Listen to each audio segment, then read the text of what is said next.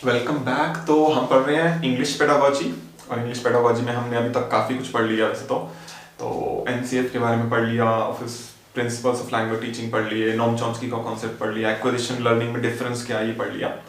अब एक लैंग्वेज में ना जब हम लैंग्वेज सिखाते हैं बहुत ही इंपॉर्टेंट चीज़ आती है जिसको बोलते हैं लैंग्वेज स्किल्स, भाषा कौशल। सभी लैंग्वेजेस में होते हैं और ये टॉपिक बहुत इंपॉर्टेंट है। मतलब अगर आप इंग्लिश पेडागोजी की बात हम करें, आउट ऑफ 15 क्वेश्चंस 5 या उससे भी ज्यादा क्वेश्चन लैंग्वेज स्किल्स के ऊपर हो सकते हैं। लैंग्वेज स्किल भी एक नहीं है, लैंग्वेज स्किल भी 4 है। तो वन बाय वन हम उनको पढ़ना शुरू करेंगे। काफी बड़े हैं, मतलब काफी कुछ है इनमें लैंग्वेज स्किल्स में। तो ये मान के चलो 5 से 6 वीडियो भी बन सकती हैं लैंग्वेज स्किल्स, मतलब मिल सकती हैं आपको 5 से 6 भी। तो अभी हम स्टार्ट करते हैं लैंग्वेज स्किल्स पढ़ना, और वन बाय वन पढ़ते हैं और साथ में मल्टीपल चॉइस क्वेश्चन भी डिस्कस करना। तो इस वीडियो में हम पढ़ रहे हैं लैंग्वेज स्किल्स। लैंग्वेज स्किल्स क्या होते हैं लैंग्वेज स्किल्स? तो सबसे पहले तो बात करते हैं what are these language skills होते क्या हैं। देखो, भाषा जो है, लैंग्वेज जो है, उसको आप किस तरह से यूज करते हो वो है लैंग्वेज स्किल्स। तो लैंग्वेज को आप बोलते हो, बोलना एक स्किल है, बोल के अपनी बात कहते हो, है ना। सुनते हो, सामने वाले की बात सुनकर समझते हो, तो सुनना भी, लिसनिंग भी एक लैंग्वेज स्किल है। फिर आप अपनी बात कहने के लिए बोलने के अलावा रिटन फॉर्म में भी तो हो सकता है ना। मतलब आपने वो चीज जो कहनी थी वो लिख कर दे दी। तो जैसे हम लोग अपनी भावनाओं को लिखते हैं, लाइक डायरी लिखते हैं लोग, और कविताएं लिखते हैं लोग, कहानियां लिखते हैं लोग, तो वो क्या है? वो राइटिंग है, वो भी एक स्किल है, वो भी एक लैंग्वेज स्किल है। फिर अगर हम बात करें किसी दूसरे की बात हमें समझनी है, तो एक तो सुनकर समझा, बट उसने जो लिख कर दिया उसको पढ़कर भी तो समझ सकते हैं। तो हम पढ़कर भी समझ सकते हैं, तो वो पढ़ना जो है वो भी एक लैंग्वेज स्किल है। तो लैंग्वेज स्किल बहुत सारे हैं। अगर हम बात करें लैंग्वेज स्किल्स की, तो there are many language skills. सबसे पहले तो हम बात करते हैं नेम्स। कौन कौन से लैंग्वेज स्किल हैं? तो लैंग्वेज स्किल, जैसे कि मैंने बोला, हम अपनी बात कहते हैं, तो स्पीकिंग एक लैंग्वेज स्किल है। फिर जो हम बोलते हैं वो कोई सुन रहा है, सुनना, लिसनिंग एक लैंग्वेज स्किल है। फिर जो हम कह रहे थे, हम रिटन फॉर्म में भी तो कह सकते हैं, तो लिखना, राइटिंग एक लैंग्वेज स्किल है। और जो सामने वाले ने कहा या हमने कहा वो किसी ने सुना, जो हमने कहा वो सुना, और जो हमने लिखा वो पढ़ा, तो रीडिंग एक लैंग्वेज स्किल है। तो ये 4 लैंग्वेज स्किल माने जाते हैं। बट प्रेजेंट टाइम में मतलब हम मोर लैंग्वेज स्किल और ऐड कर चुके हैं, उनके बारे में भी मैं अभी आपको बताऊंगा। मेनली जो हमें पढ़ने हैं लैंग्वेज स्किल्स वो है ये 4। तो इस वीडियो में हम पहले बेसिक आइडिया लेंगे ये 4 के बारे में, फिर वन बाय वन इन सबको पढ़ेंगे, डिटेल में पढ़ेंगे। तो ये 4 जो लैंग्वेज स्किल हैं, इनको सीखने का एक नेचुरल ऑर्डर है। ये यहाँ पे बहुत इंपॉर्टेंट है समझना। एक नेचुरल ऑर्डर है इनको सीखने का, नेचुरल ऑर्डर। तो क्या नेचुरल ऑर्डर है जिससे लैंग्वेज स्किल सीखे जाते हैं? वो नेचुरल ऑर्डर है LSRW। ये ऑर्डर आपको याद रखना है, LSRW। इसको LSRW मतलब बहुत ये अगर आप याद कर लो LSRW तो आप कभी भूलोगे नहीं। अब ये जो नेचुरल ऑर्डर है लैंग्वेज सीखने का, लिसनिंग, स्पीकिंग, रीडिंग, राइटिंग, ये बहुत इंपॉर्टेंट है। इंपॉर्टेंट इसलिए है क्योंकि लैंग्वेज जो हमने पीछे पढ़ा, लैंग्वेज एक्विजिशन इसी ऑर्डर से होता है। हम इंग्लिश क्यों नहीं सीख पाए? भारत में बहुत सारे लोग जो इंग्लिश कभी नहीं सीख पाते या हमेशा वीक जो रह जाते हैं, उसके पीछे रीजन क्या है? रीजन है हम इस ऑर्डर को फॉलो नहीं करते। बच्चा घर में रहकर जो मदर टंग सीखता है वो इस ऑर्डर को फॉलो करते हुए सीखता है। ये नेचुरल ऑर्डर है सीखने का। तो सबसे पहले वो सुनता है, उसको बोलना कुछ नहीं आता, अभी पढ़ना लिखना भी कुछ नहीं आता। तो बच्चा सुन रहा है, he is only listening to what others are saying. तो घर के मेंबर्स जो बोल रहे हैं, बच्चा सिर्फ उनको सुन रहा है। सुन सुनकर हो क्या रहा है? सुन सुनकर दिमाग में उसके लैंग्वेज एक्वायर हो रही है, फिर वो बोलना शुरू करेगा, स्पीकिंग। तो जो छोटा बच्चा है पहले सुनता है, मतलब 2 साल तक सुनता है, 1.5 साल तक सुनता है, फिर बोलना शुरू करता है, स्पीकिंग। फिर वो रीडिंग, पढ़ना शुरू करते हैं, मतलब देख देख कर कि ये लिखा है, लिखा है। लिखना नहीं आता है पहले, उनको याद रखना, लिखना नहीं आता है, तो रीडिंग स्टार्ट करते हैं, और सबसे एंड में लिखना स्टार्ट करते हैं, तो ये है राइटिंग। तो ये नेचुरल ऑर्डर है। बट इंग्लिश के साथ क्या हुआ? हमें इंग्लिश कैसे सिखाई गई? उल्टी, ठीक उल्टी। अब देखो, सबसे पहले रीडिंग राइटिंग आता है, मतलब आपको बुक दिखाई जाएगी, ए फॉर एप्पल, है ना। रीड कर रहे हो और फिर थोड़े टाइम बाद लिखना शुरू। सुना कभी नहीं, बोला कभी नहीं, यहां से स्टार्ट करते हैं, तो फिर कहां से आएगी? तो आप नेचुरल ऑर्डर को ऐसा नहीं कर सकते कि नेचुरल ऑर्डर को फॉलो ना करो और आप लैंग्वेज सीख लो, ऐसा नहीं कर सकते। You have to follow this natural order if you want to acquire a language. Particularly अगर हम बात करें इंग्लिश की, तो इंग्लिश यहाँ की नेटिव लैंग्वेज तो है नहीं इंडिया की, तो अगर हम उसको एक्वायर करना चाहते हैं और any other language that we want to acquire, we have to follow this natural order. तो हमें इस नेचुरल ऑर्डर को पूरी तरह से फॉलो करना पड़ेगा, तभी हम सीख सकते हैं। बट इसका मतलब ये नहीं है कि आप बिल्कुल भी स्पीकिंग ना करो। लिसनिंग बहुत टाइम तक हो गई, उसके बाद जब स्पीकिंग स्टार्ट करोगे तो लिसनिंग बंद नहीं होगा, लिसनिंग कॉन्स्टेंटली चलता रहेगा, दोनों चलेंगे। फिर जब ये दोनों हो गए तो रीडिंग स्टार्ट होगी और ये तीनों चलेंगे, और जब ये तीनों हो चुके होंगे तो राइटिंग चलेगी, बट ये तीनों भी चलेंगे, मतलब चारों चलेंगे। इसलिए हम बोलते हैं कि जो लैंग्वेज स्किल्स हैं, these language skills are interrelated। ये जो लैंग्वेज स्किल्स हैं, हाँ इनका नेचुरल ऑर्डर है, but these language skills are interrelated। आप ऐसा नहीं कर सकते कि एक को बिल्कुल इग्नोर कर दो। तो लिसनिंग के बाद स्पीकिंग आया, ये दोनों साथ में चल रहे हैं। अब जब आप रीडिंग पे आए तो इसका मतलब ये नहीं है कि लिसनिंग और स्पीकिंग बंद हो जाएगा, वो भी चलेगा। तो these language skills are interrelated, और इस बात का हमें पढ़ाते हुए स्कूल में ध्यान रखना है। तो जब हम बच्चों को लैंग्वेज स्किल मतलब कुछ भी पढ़ा रहे हैं, तो हमें इस तरह से पढ़ाना है कि सारे लैंग्वेज स्किल बच्चे के डेवलप हो। अब इंग्लिश के में पहले क्या होता था, असेसमेंट कैसे होता था, मतलब चेक कैसे करते थे भाषा को कि बच्चे को आती है कि नहीं, सिर्फ रिटन एग्जाम हुआ करता था, है ना, आप लोगों ने दिए ही है, तो सिर्फ इस पे फोकस था हमारा। ये गलत है। हमें ये भी फोकस करना है कि बच्चा रीडिंग कितना कर पाता है, समझ कितना पाता है। रीडिंग का मतलब है पढ़कर समझना, तो उसको ऐड किया गया, और इसलिए आपने रीडिंग कॉम्प्रिहेंशंस करे होंगे, है ना, लैंग्वेज में आता था, पैसेज आता था, अनसीन पैसेज, तो ये दोनों तो फिर भी कवर हो गए। बट स्पीकिंग और लिसनिंग कहां कवर हुआ? नहीं हुआ। स्कूल में लिसनिंग का कोई टेस्ट नहीं होता था, स्कूल में स्पीकिंग का कोई टेस्ट नहीं होता था, तो लिसनिंग का भी होना चाहिए, स्पीकिंग का भी होना चाहिए। लिसनिंग का भी कॉम्प्रिहेंशन चेक करो कि बच्चे सुनकर कितना समझ पाते हैं, ये भी चेक करो बच्चे अपने शब्दों में कितना कह पाते हैं। स्पीकिंग वो होता है, रीडिंग होता है पढ़ना, अच्छे से पढ़ना, और राइटिंग होता है अपने जो आप लिखना चाहते हो उसको अपने शब्दों में लिख पाना।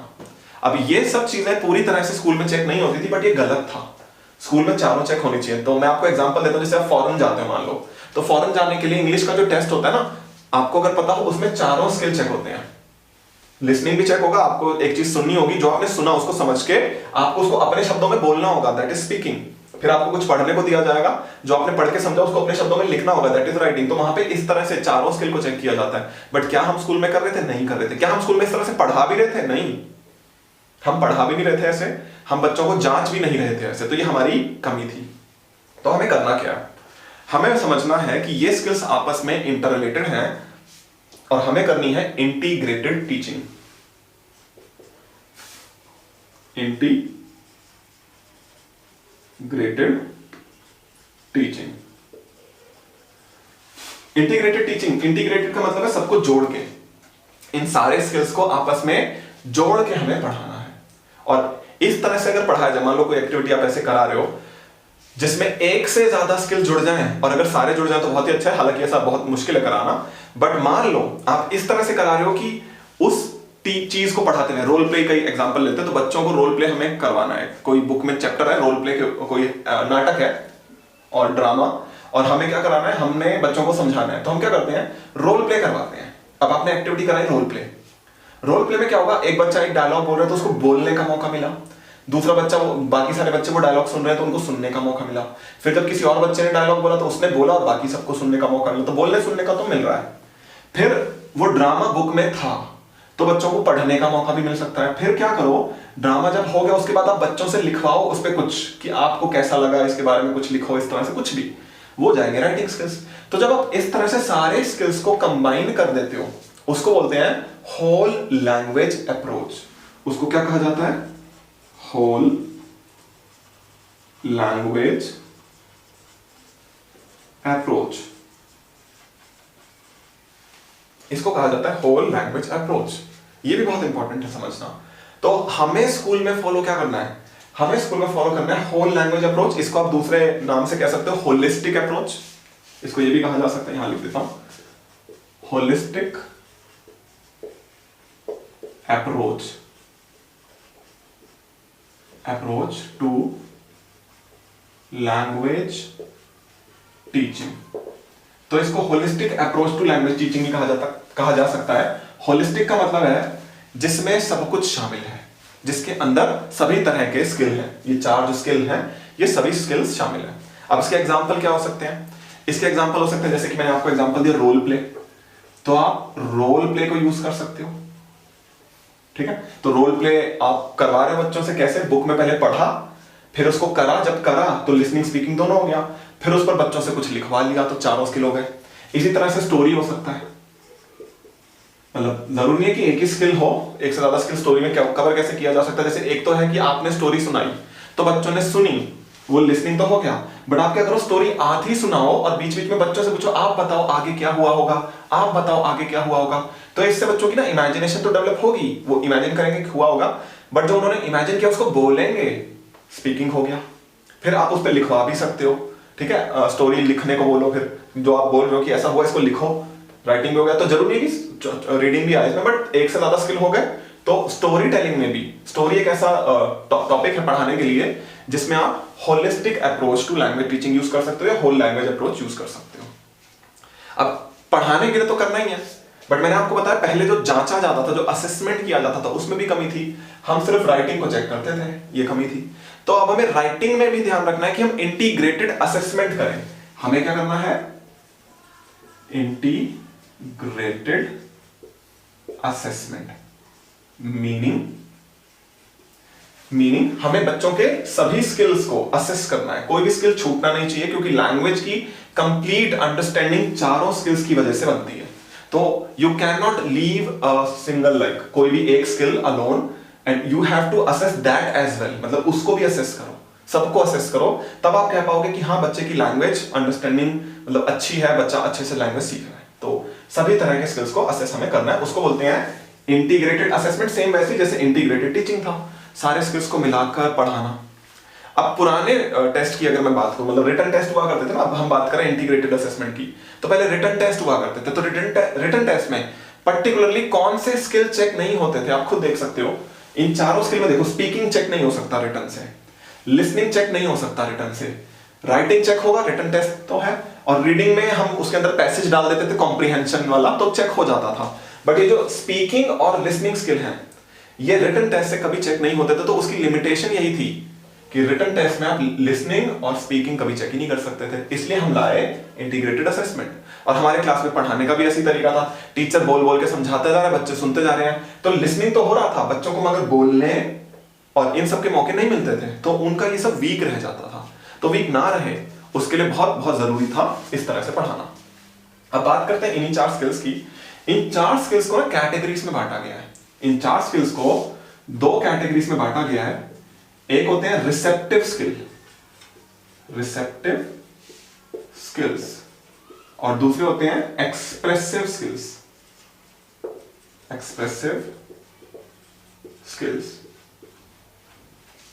रिसेप्टिव स्किल्स क्या होते हैं? रिसेप्टिव स्किल का मतलब होता है रिसीव करना, इंफॉर्मेशन रिसीव करना। तो इंफॉर्मेशन, या हम बोले लैंग्वेज आप कैसे रिसीव करते हो? आप रिसीव करते हो लिसनिंग, सुनकर, और आप रिसीव करते हो रीडिंग, पढ़कर। तो जो आप सुनते हो वो आप समझते हो, जो आप पढ़ते हो वो आप समझते हो, तो आप रिसीव करते हो इंफॉर्मेशन। तो रिसेप्टिव स्किल क्या है? लिसनिंग एंड रीडिंग, ये है रिसेप्टिव स्किल। एक्सप्रेसिव का मतलब है अपने आप को एक्सप्रेस करना, जो आप कहना चाहते हो वो कह पाना, उसको हम क्या बोलते हैं? Expressive skill. तो एक्सप्रेस करना, एक्सप्रेस करना क्या हो सकता है? एक्सप्रेस करना है या तो लिखकर या बोलकर। तो जो स्पीकिंग है और जो राइटिंग है, स्पीकिंग एंड राइटिंग, ये है एक्सप्रेसिव स्किल्स, ठीक है। तो ये एक्सप्रेसिव स्किल है। अब हम आज के टाइम की अगर बात करें, मॉडर्न टाइम की, तो आजकल ना हम लैंग्वेज स्किल्स में और चीजों को भी शामिल कर रहे हैं। देखो, आप जब बोलते हो स्पीकिंग, तो आप पहले दिमाग में ना इमेजिन करते हो, मतलब दिमाग में इमेजिन करना तो नहीं बोलेंगे, बट दिमाग में सोचते हो, ये कह सकते हैं हम। तो पीछे मैंने वीडियो में आया भी था कि लैंग्वेज और थॉट्स आपस में बहुत ज्यादा कनेक्टेड है, तो बिना सोचे तो नहीं बोलते। तो आप जब बोलते हो तो आपका ब्रेन एक्टिव होता है। अब ब्रेन कैसे एक्टिव होता है? एक तो ऐसे एक्टिव हो सकता है कि आपने कुछ इमेजिन करके बोला जो कि रियलिटी में है नहीं, जैसे लोग पोएम लिखते हैं, जैसे लोग स्टोरीज लिखते हैं, इमेजिनरी होती है ना, तो वो चीज रियल लाइफ में है या नहीं है, बट दे कैन इमेजिन, मतलब लोग उसको इमेजिन कर पा रहे हैं और लिख पा रहे हैं। इसी तरह से अगर हम बात करें जो उन्होंने लिखा, क्या वो पहले से था, मतलब दुनिया में पहले कभी ऐसा पढ़ा था? नहीं पढ़ा था, तो उन्होंने कुछ नया बनाया जो शायद किसी ने पहले नहीं पढ़ा था, तो उनकी क्रिएटिविटी भी निकल कर आई। तो इनको हम न्यू लैंग्वेज स्किल्स में लिखते हैं, न्यू लैंग्वेज स्किल्स। तो हमने लैंग्वेज स्किल्स में मतलब कुछ नई चीजें और ऐड करना शुरू किया, क्योंकि भाषा उनसे भी जुड़ी है, जो आपकी लैंग्वेज है वो उनसे भी कनेक्टेड है, और उनके बिना ये स्किल्स बहुत ज्यादा एक्टिव नहीं होंगे, मतलब उनको भी हम इंक्लूड करेंगे तब ये स्किल्स जो है यूजफुल है। अदरवाइज ये स्किल्स भी आप कह सकते हो ये स्किल्स एग्जिस्ट ही नहीं करते। तो वो कौन से न्यू लैंग्वेज स्किल्स कौन से हैं? वो हैं एक तो क्रिएटिविटी एंड इमेजिनेशन। तो लैंग्वेज में ना इनका भी बहुत कंट्रीब्यूशन है। पहले हमने इनको इग्नोर कर रखा था, हम सिर्फ इन चार को ही स्किल मानते थे, बट आजकल हम इनको भी स्किल्स मानते हैं। तो क्रिएटिविटी और इमेजिनेशन को भी स्किल्स में काउंट किया जाने लगा प्रेजेंट टाइम की अगर हम बात करें।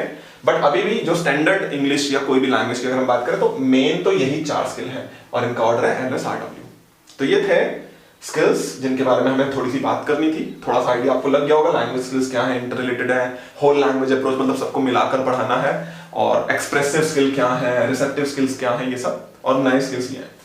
अब वन बाय वन हम इनको पढ़ना स्टार्ट करेंगे इन चारों स्किल्स को, और उन चारों स्किल्स को करते करते हम इनकी भी बात करेंगे। बट उससे पहले जनरल क्वेश्चन डिस्कस कर लेते हैं जितना हमने अभी पढ़ा है, ताकि आपकी यहां तक अंडरस्टैंडिंग अच्छी हो जाए। फिर वन बाय वन हम लिसनिंग, स्पीकिंग, रीडिंग, राइटिंग सबको करेंगे, ठीक है? तो आप वो पीडीएफ खोल लीजिए जो आपको इस वीडियो के साथ मिला हुआ है, और हम डिस्कस करते हैं क्वेश्चंस। थोड़े से क्वेश्चन से ज्यादा नहीं है, पीडीएफ खोलिए और क्वेश्चंस डिस्कस करते हैं। तो सबसे पहला question, Which one of the following is true regarding language learning? तो लैंग्वेज लर्निंग के बारे में आपको बताना है इन चार स्टेटमेंट में से कौन सी स्टेटमेंट सही है। पहला, language skills are not inter related to one another. ये तो गलत है, मैंने आपको बताया इंटर रिलेटेड होते हैं। दूसरा कह रहे हैं language skills should be learned as per language level of student, मतलब बच्चों के लेवल से सिखाने चाहिए स्किल्स। ऐसा कुछ नहीं है, लिसनिंग, स्पीकिंग तो बच्चा बहुत बहुत मतलब स्कूल आने से पहले ही सीख लेता, तो स्कूल लेवल की तो हम बात कर ही नहीं सकते। थर्ड कह रहे हैं language skills hinder language learning, मतलब ये जो लैंग्वेज स्किल्स हैं इनकी वजह से लैंग्वेज सीखने में प्रॉब्लम आती है, ऐसा तो नहीं है। और फोर्थ कह रहे हैं language skills are inter related with one another, ये सही है, मैंने आपको बताया इंटर रिलेटेड है। तो क्वेश्चन नंबर 1 जो है उसका आंसर हो गया ऑप्शन नंबर 4।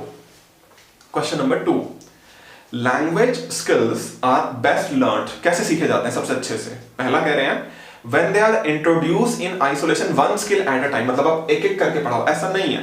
आपको मैंने बताया इंटीग्रेटेड टीचिंग करनी है, सारे स्किल्स को साथ में इंट्रोड्यूस करना है, ये गलत है पहली स्टेटमेंट। दूसरा कह रहे हैं only through written test and assignment, सिर्फ रिटन वाले से होते हैं, ये तो गलत है। मैंने तो बताया पहले ऐसा होता था, सिर्फ रिटन पे ही हमारा सारा जोर था, वो गलत था, हमारा सब स्किल्स पर जोर होना चाहिए। थर्ड कह रहे हैं if they are taught in an integrated manner, ये सही है, इंटीग्रेटेड टीचिंग करो, इंटीग्रेटेड मैनर सबको जोड़कर पढ़ाओ। और फोर्थ करें with the help of challenging and mechanical language drills, ये भी गलत है कि challenging and mechanical language drills हो रहे हैं, नहीं।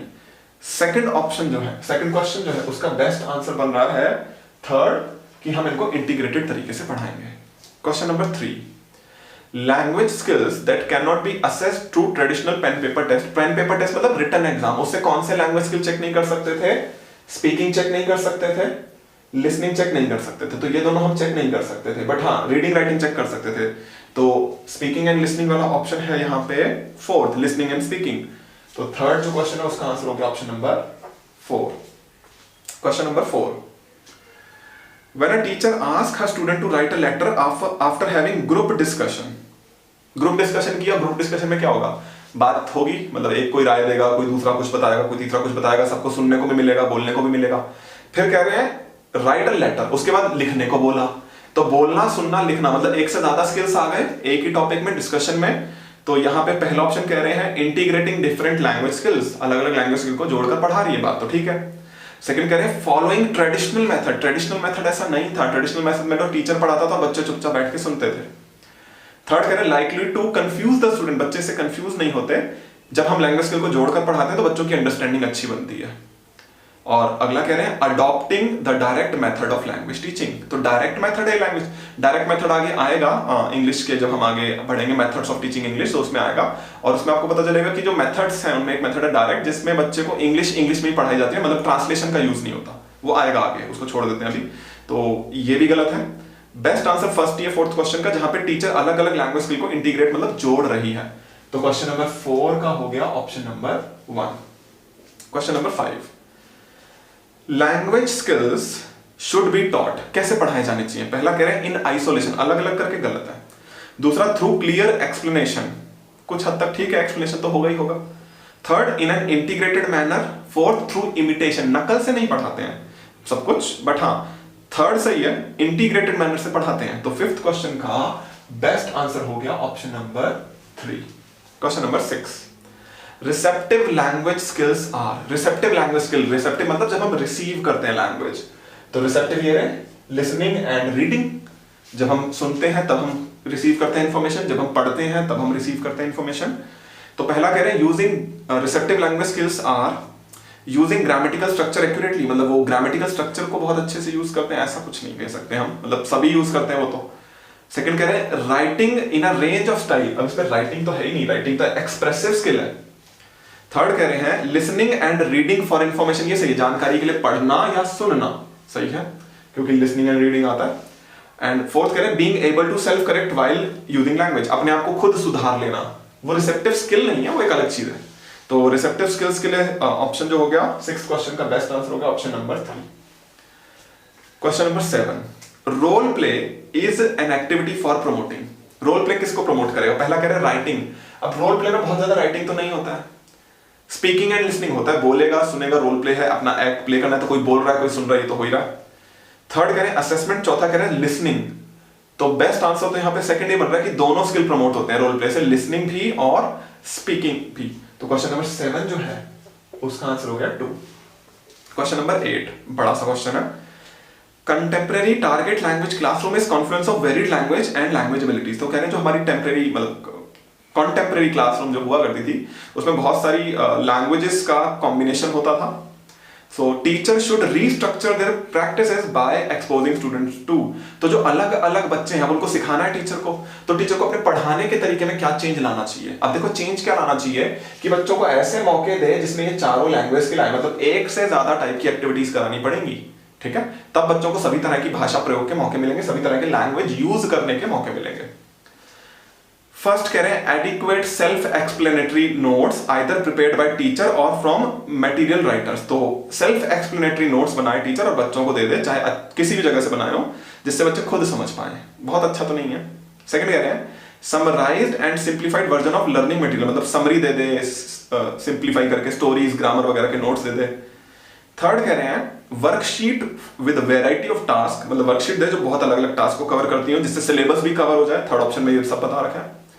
और फोर्थ ऑप्शन कह रहे हैं appropriate challenges based on syllabus, ठीक है, चैलेंज देंगे सिलेबस पे based, in a secure environment opportunities to all student to explore idea and gain mastery. ये सबसे अच्छा ऑप्शन है जहां पे बहुत कुछ अच्छा हो रहा है।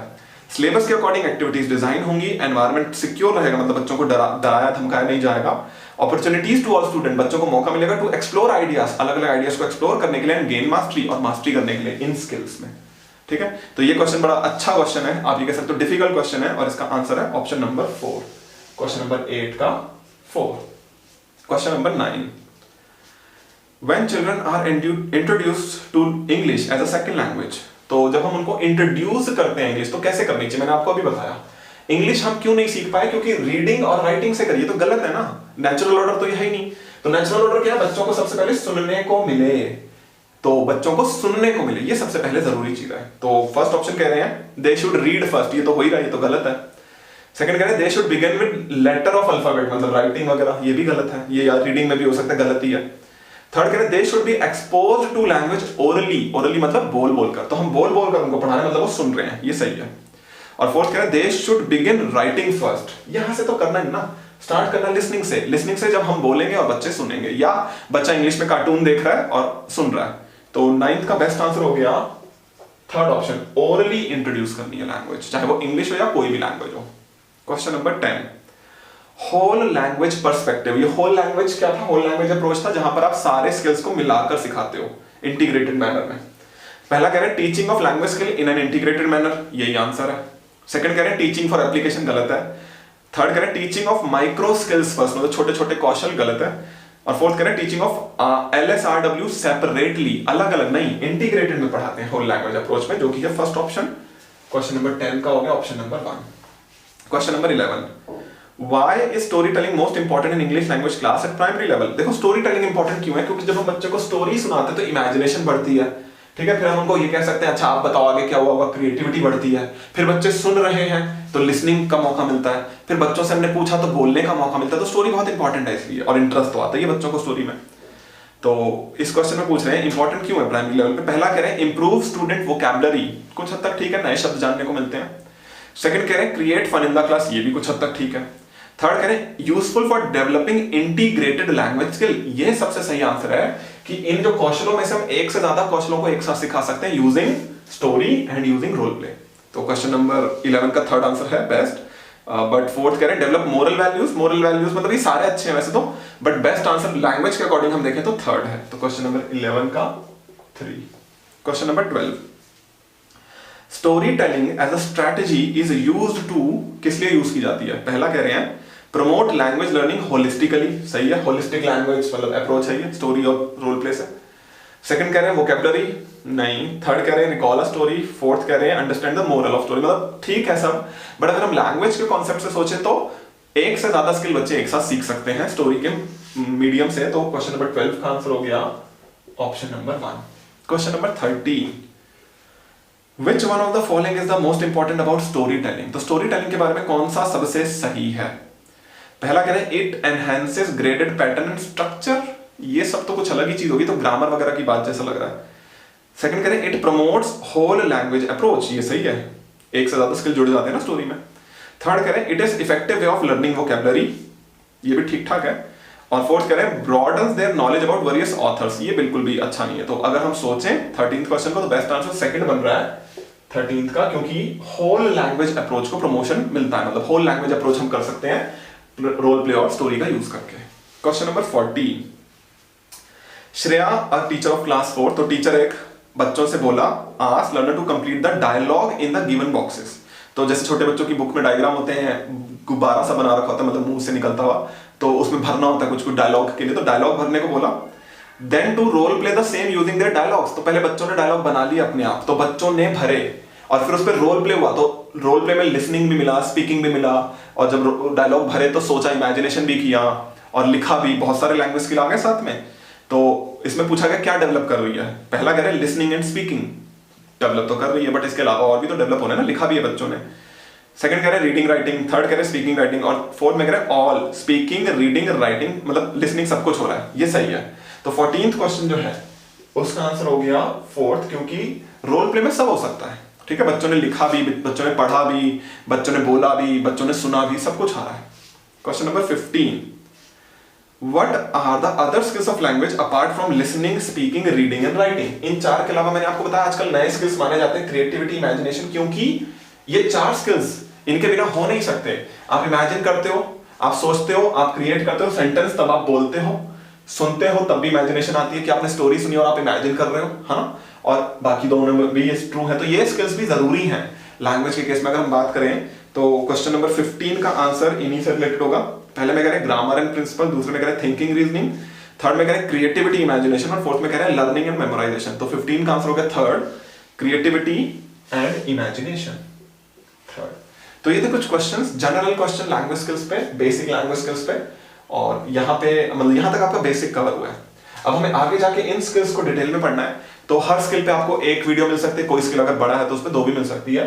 तो आगे की वीडियोस में हम डिस्कस करेंगे इन्हीं स्किल्स के बारे में कि कैसे आप ये स्किल्स सीख सकते हो और मतलब बच्चों को सिखा सकते हो इससे। तो मिलते हैं आपसे नेक्स्ट वीडियो में और डिस्कस करेंगे इन्हीं स्किल्स के बारे में 1 by 1 डिटेल में।